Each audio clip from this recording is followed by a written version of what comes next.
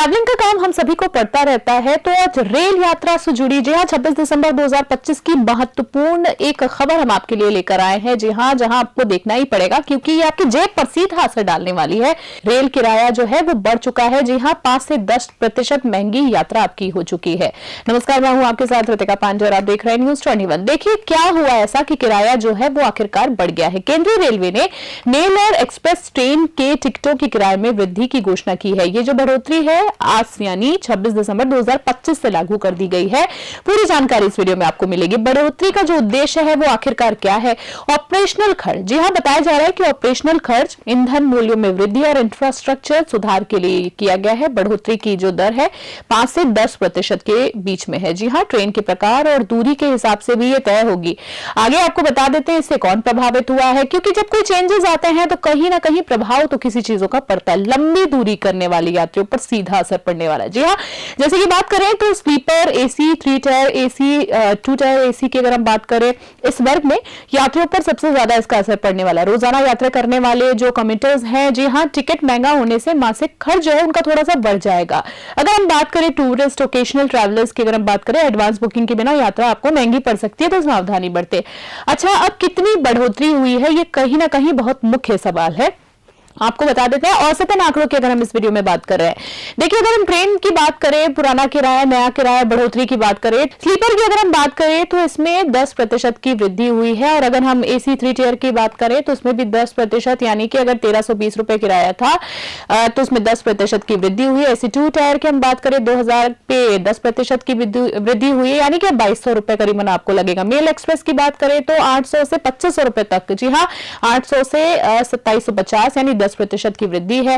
ध्यान देने वाली बात है कि ये औसतन वृद्धि जो है हम आपको बता रहे हैं, अलग अलग मार्ग और ट्रेन में बदलाव संभव है और संभव होंगे भी।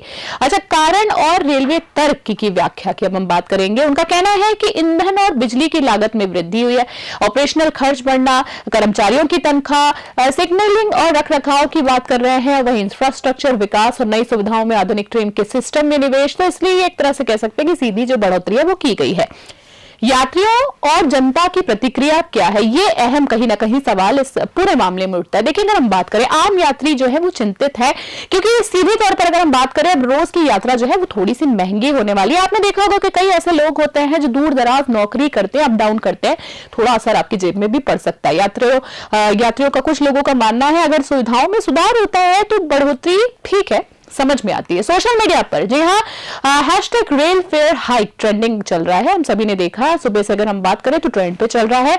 यात्रियों और कम्यूटर्स ग्रुप ने इसकी प्रतिक्रिया जो है इस पूरे मामले में हैशटैग के जरिए भी दी है। सोशल मीडिया और जनसंवाद की अगर हम बात करें तो डिजिटल पोल्स लगभग जो है 60% लोग मानते हैं कि बढ़ोतरी देखिए जरूरी थी, जबकि 40% लोगों का कहना है कि इसे गैर जरूरी उन लोग मान रहे हैं। मतलब उनका कहना है कि जरूरी नहीं था, पर 60% अगर हम रेशियो की बात करें तो वो ज्यादा है। यूजर्स ने सुझाव दिए हैं कि रेलवे को कि यात्रियों के लिए एडवांस बुकिंग और किफायती पैकेजेस लाना जरूरी है। अगर वो लाएंगे तो कहीं ना कहीं एक तरह से कह सकते हैं इस पूरे पैकेज को हजम किया जा सकता है।